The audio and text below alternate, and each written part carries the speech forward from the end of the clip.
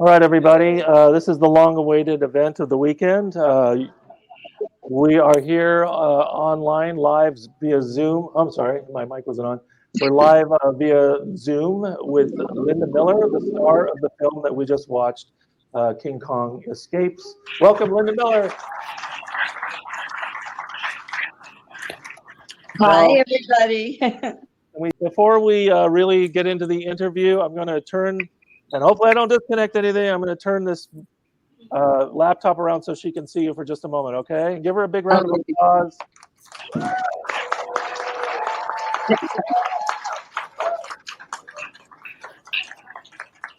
Welcome to Topeka. Linda is live with us from near Richmond, Virginia. So, Linda, we just watched your film. Everybody loved it. A lot of people here are seeing it for the first time, which is great. Wow. Yeah. What can you tell us about where you were in life and how you ended up in this film? Because you were not, as I recall, a professional actress. Is that correct? That's very correct. I'm a military brat, and I graduated from high school. We were living in Oklahoma then, and I wanted to study Spanish. I wanted to be an interpreter at the UN. So the military, in their wisdom, sent my dad to Japan instead of Spain. So we went to Japan, and the first night I was there, I went to a party, and a graduation party. And there was a girl there. I'm really short. And there was a girl there that was shorter than I am. And she talked about how she made all of her money to buy clothes and have fun by modeling. So I thought, well, if she can do it, maybe I can do it. So I got all the information. And at 17, I started modeling in Japan. And then I guess it was a year and a half later, I was on the cover of a weekly magazine, and I had a contract for the cover. And Arthur Rankin, who produced the film, oh, there it is. Arthur saw the cover and called me and asked me to be in the picture. And I was like flabbergasted, you know. What was that like? What kind of a process was it to get the part, though? Because I would assume that, like most actors, you might have had to audition. No, nothing was normal with my experience. He said he saw my picture on the cover, and when he saw it, he said, "That's my Susan Watson." So we met for dinner, and I was really leery. I think I was 18 maybe at the time, and I was like really cautious and asked him why he would want to hire somebody with no experience whatsoever. And he just said, "Oh, you can do it." And I said, "Okay." So there was no screen test. I just immediately, once I got the contract signed, I went into hair, makeup, costume, all that kind of stuff before we made the film. So I had an experience that nobody ever has. It really just fell right into my lap. I didn't seek it out. I actually didn't think I was the right person to do it. But shoot, I was going to be in a movie, so I was going to do it anyway. Of course, yeah. Wonderful. Yeah. I think we've talked about this before, but one thing that we noticed when we were researching the book about Ishiro Honda is that in the contracts that Rankin and Bass made with Toho, your name was mentioned very early on in the process. They knew very early on that they wanted you to play this part. So it looks like it was well before the start of shooting and maybe before even the final deal was in place. Were you aware of that? In hindsight, I'm aware. I mean, all the events happened, and now when I look back on it, I went, "Oh yeah, that's true." Because from the time I met Arthur until we started shooting, oh geez, it could have been at least 6 months or so. And there was a time when I didn't even know if I was really going to do the film, because my mom had told Toho, because my contract was with Toho, not with Arthur. And she told them the amount of money that she wanted me to get, and they said no. And so she said, "Well, then she's not going to be in your movie." And I just wanted to do the movie. I didn't care about the money. But my mom held out, and then I guess from what Arthur told me, he told them I was doing the film and to pay me what I asked. And if I'd known that, I should ask for more money. Well, tell us what, I mean, you are in a position that very few actresses can say, and that is that they've acted opposite the world's biggest leading man, King Kong. So tell us about that experience and what it was really like to do that, and the effects type of work that you had to interact with. What was that really like? Um, Everything I did was like a new experience. I had no frame of reference of what to even do a film was like. So I never met Nakajima-san on the set. I never met him. I just coincidentally met him one day coming out of one of the buildings, and a photographer was there and captured it. So we had one meeting the whole film. So everything I did was in a mechanical hand against, I think it was green screen, or it's either the blue or the green, whichever they don't use now.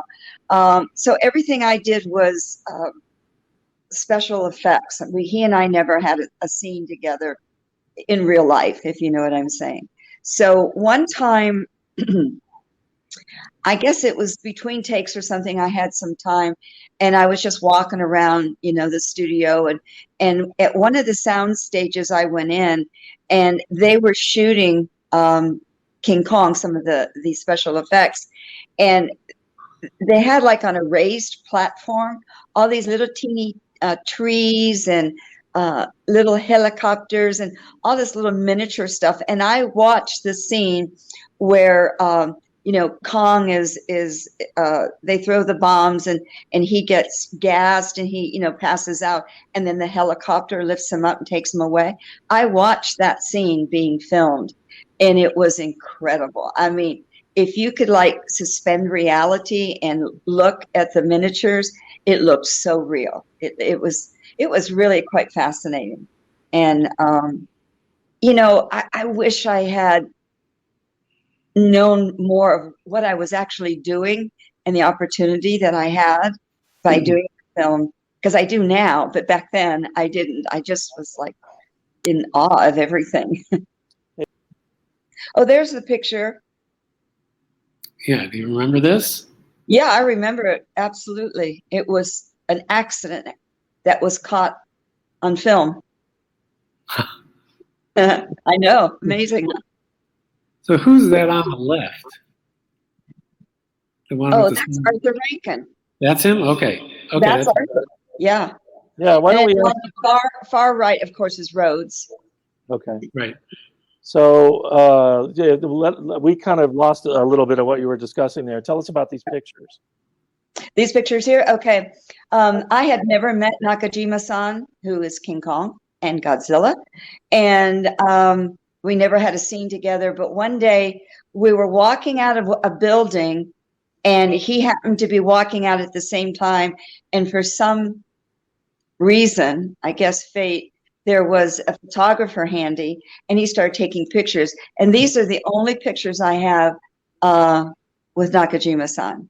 And then that's Arthur Rankin on the left. Yeah. And then, of course, Nakajima in the suit, me, and then Rhodes on the far right.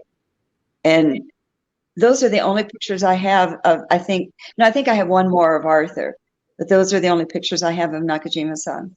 So all of your interactions, of course, with King Kong in the film are, you're pretending that he's there, right? Yes, I'm pretending.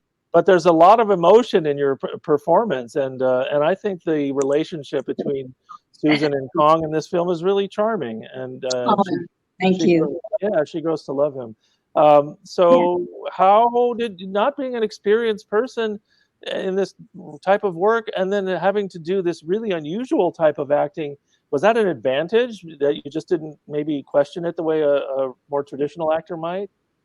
Oh, gee, I never thought of it that way. I had no idea what I was doing. And seriously, I mean, there's a couple scenes in the movie I would cut out if I could, because I think I look so awkward, and it's really hard to watch yourself on film. But I had, because I didn't know what I was doing, I was like a sponge. And Rhodes spent a little time with me, because he's experienced, obviously. And so he would give me little hints of things. I remember this one example. He was telling me about this time he had to kiss this girl in a scene, and she had really bad breath. And he said, so, and Rhodes was very dramatic, so you can kind of imagine, his arms in the air and everything. And so he said what he did is he pretended she was a rose, and he was kissing a rose. And so he said, you have to pretend what you don't see is really there, and you just have to pretend. And that was my acting lessons, was basically from Rhodes. Right. The script existed in English, and there's dialogue in both languages. But what was it like to be directed by Ishiro Honda, who's in this picture, and who I assume you had to communicate with through an interpreter, right? Yes.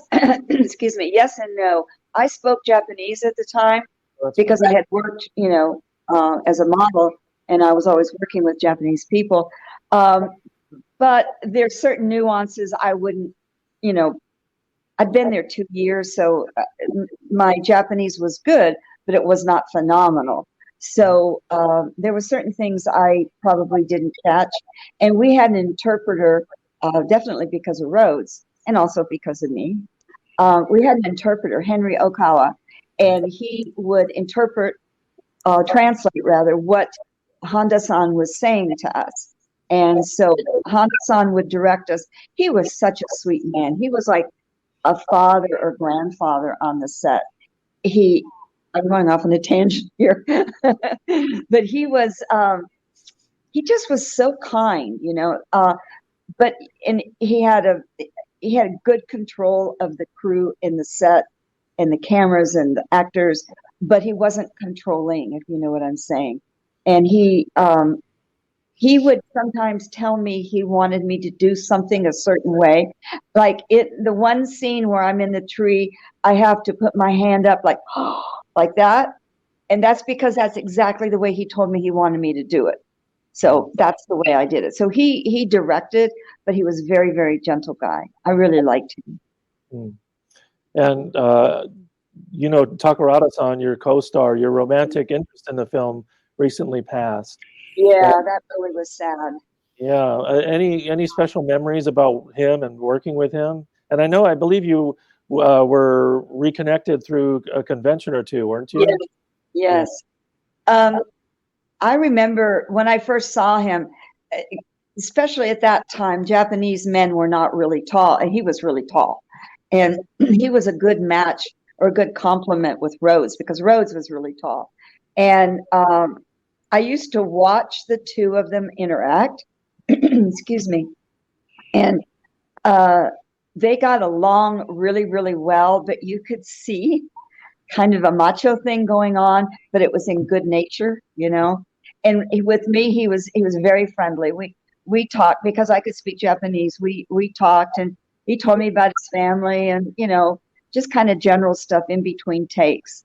And he was a really nice guy. And in 2016, I was invited to go to Japan and do their version of a convention with him and Nakajima-san. So the three of us were together again, and it gave me a chance to reconnect. And then I did, I think, one more at G-Fest in 2016.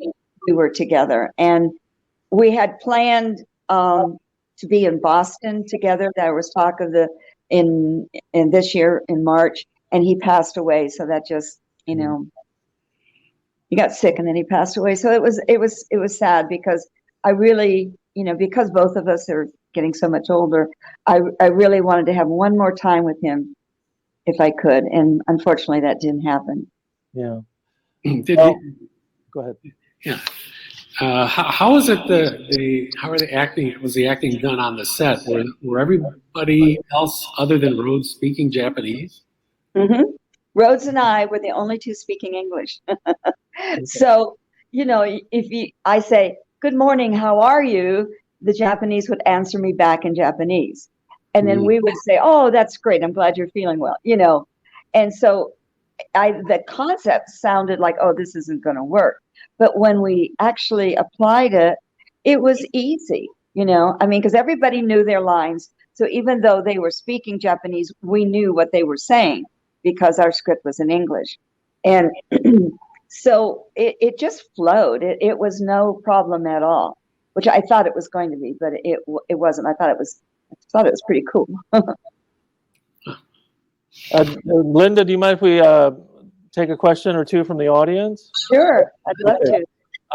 We can have maybe a couple of questions, and please keep them short, because I have to reiterate them. Well, actually, yeah, I don't think Linda will be able to hear you. So,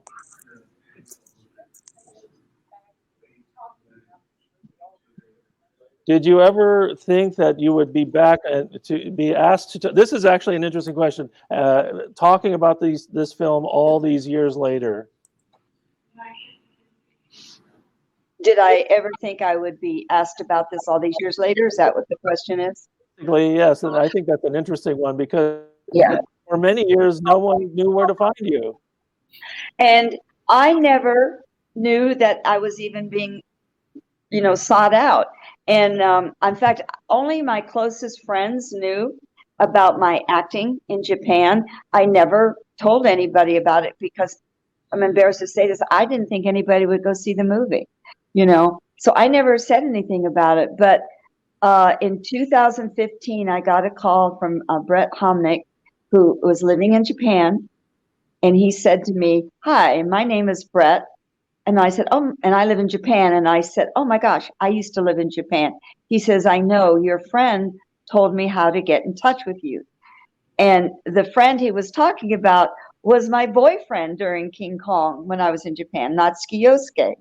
So it was just like everything just came kind of full circle. And I was absolutely shocked that anybody, number one, went to conventions, number two, that they liked the movie, and number three, they even gave a darn whether I even existed, So it was a big shock. And actually, it's the biggest thrill of my life, especially when you're at the last part of your life.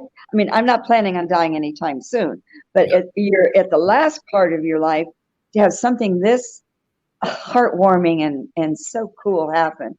It couldn't be any better, actually. That's wonderful to hear. And for the audience's benefit, if you don't recognize the name, her ex-boyfriend Yosuke Natsuki is a Japanese actor. He's passed now, but he was the star of films like Ghidorah, the Three-Headed Monster, and Godzilla 1984. So let's take another question. Bob's got a question. Oh, yes, that's another great question. The question is, we've heard that you were not happy that your voice in the English version, which we watched today, is a dubbed voice by another actress. Yes, that is a story that I hate to have to tell, but the truth is, for whatever reason, when they dubbed it back in, I did not have a union contract, Screen Actors Guild union, or Screen Actor Guild contract. I didn't even know Screen Actor Guild existed. So when they brought the film back to the States, for whatever reason, and I don't know, and even though Arthur's no longer with us, I would like to punch him out. They dubbed my voice, and I thought the voice that they used was atrocious, to be totally honest. She sounded like Mickey Mouse, made me sound like a little girl, and it just really irritated me. But when they dubbed my voice into Japanese, she did a fabulous job. So I was that's part of the reason I never told anybody about the film, because I thought I sounded ridiculous, and it was kind of a source of embarrassment, to be honest. But I have to tell you another story. Am I going too fast? Okay.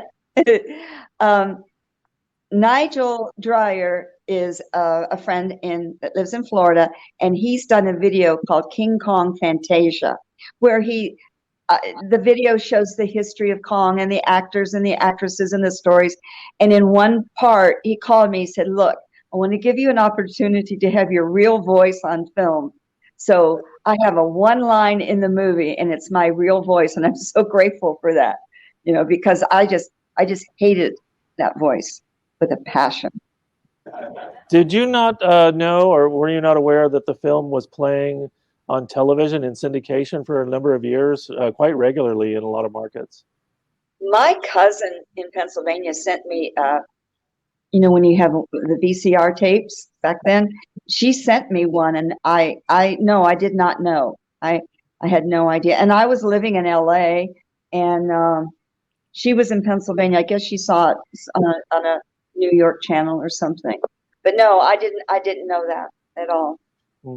Let's see. Any more I questions? wish I were getting royalties.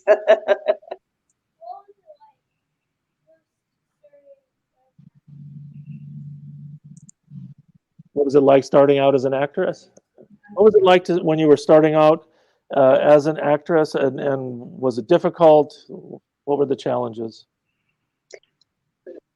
When starting out as an actress was when I did King Kong Escapes. The challenge was I was extremely insecure because I was aware I had not a clue what I was doing. But then as the film went on, I got a little more comfortable.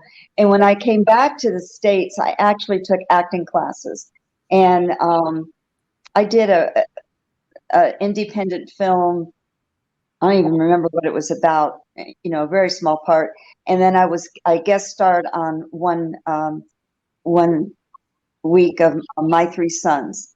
Right. And I really enjoyed acting, and I, when you do something long enough, eventually you get a little bit better at it. So I felt more comfortable after I had taken some classes. But prior to that, there were days I came back in my dressing room and I told my mom, because my mom was with me, I told my mom, I think they're going to fire me. I said, because I'm doing such a horrible job. I'm sure they're going to fire me. And I come back the next day and say the same thing. And finally, after a couple of weeks, I said, well, I guess I'm in the movie. They're not going to fire me. So it was insecurity and feeling very untalented, I guess is how I felt. Well, you have a small part in another Japanese science movie, The Green Slime. So what was part of, was that before this or after this, or how does it? That was a fluke. I had wrapped on King Kong Escapes and I had nothing to do. And my girlfriend said, let's go over to Toho Studios. I think they're making a movie with a bunch of Americans. And Toho was like within driving distance of where I lived. And so we went over there and we were on the set just looking, and the director came up to me and the girl I was with, and I don't even remember who I was with, and said, you want to be in my movie? We said, sure. So that's how that happened. It was not planned, and it was not what you call a good career move in a sense. I went from Kong to this little bitty part in Slime, but it was fun. And so that's how I got into the Green Slime. It was completely, spontaneous for the moment. And we did it just for I suppose we got paid something, but we did it just for the fun. That was the famous cult director Kinji Fukasaku. Okay. See, I didn't know that when I was there. It was just like, oh, another movie. Do we have time for Bill for another audience question? Okay. Yes. Okay. The question was, did the reviews of the movie ever affect your mental health?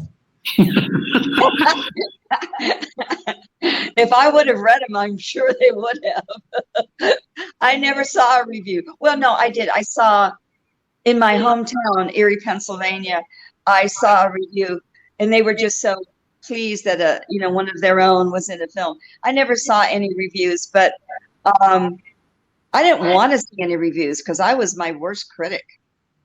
Have you? I'm curious. You've been talking about how you've been critical of your own performance, but I'm wondering over the years, have you also not only embraced this relationship with the film and its fans, but the film itself? Because I think this film is just such crazy fun. It's so over the top, even compared to all the other Japanese monster movies of the time. I mean, it's kind of bonkers in this really creative and interesting way. It's got elements of James Bond and espionage and nuclear terrorism and cyborgs and all kinds of great stuff. And I wondered what your feelings about the film itself are. And I know that it's complicated by the fact that you're in it, but yeah. Well, that's interesting you bring that up because I never would have watched it before. But a couple of years ago, I was visiting my friends in Texas, and they said, let's have a King Kong party. So We watched it. That was the first time I had watched it all the way through, even the embarrassing scenes, and I actually thought it was kind of cool, and I'm far enough removed. My ego was far enough removed from all of that I went, that's pretty darn cool. I was in a movie like that, So, and there's a couple scenes, I could see at least I could, my acting skills progress during the filming, because even though it's not shot in sequence, I could tell, oh, this scene was towards the end of filming. This was in the very beginning. And so I guess I was kind of proud of myself, and proud of the movie. I thought the music was phenomenal in the opening with the submarine. It was like, whoa. And I didn't appreciate all that before, because it's very hard to watch yourself and separate, make that separation, from your ego. So the answer is yes, a big yes. I've embraced it. So we're going to take one more audience question. Yes, sir. What is your favorite scene that you took part in, Linda? I think in the cooler when Takarada and I were freezing. I like that. And I like the scene where I give Amamoto, Doctor Who, a nasty look. I thought, now that was acting. Because I just thought I acted as best as I could, my ability at that moment. And I loved him, Doctor Who. I thought he was a wonderful human being. So for me to give him that dirty look that I gave him, I thought, okay, now you're acting. So that was, I think, that scene, and then the scene at Tokyo Tower at the very end where I run up into Rhodes' arms. I actually was crying, and because he said to me, "You have to cry in this scene," although nobody saw it but me. And I was like so proud of myself that I was able to cry, even though nobody saw it, So I think those are my two favorite scenes. The way, I know we kind of mentioned this before, but your interactions with Kong, the invisible Kong that you were, acting with in your imagination, I think that's a tender relationship, and it's not something that you normally see in the Japanese films. This kind of interaction between humans and monsters. And there's the scene where you're kind of still afraid of Kong and not knowing what he's going to do. And it's all edited and shot so well together, where you jump out of his hand into the water and he sweeps you up.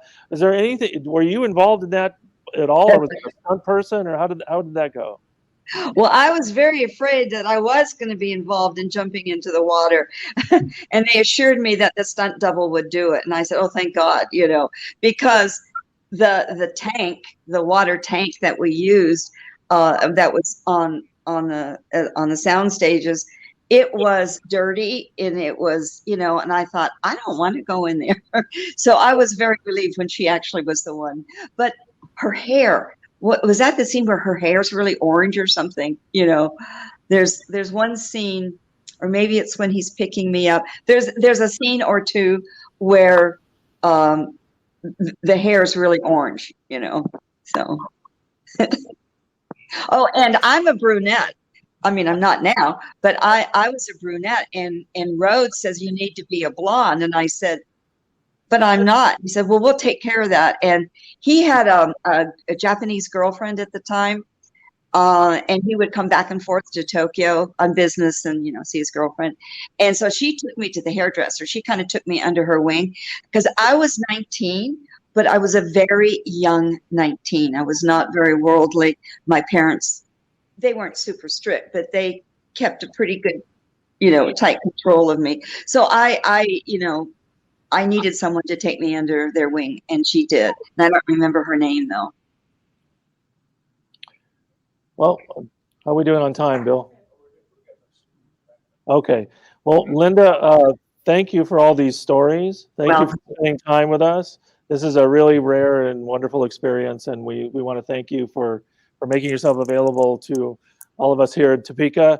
I'm going to turn around the camera one more time so we can give you a round of applause.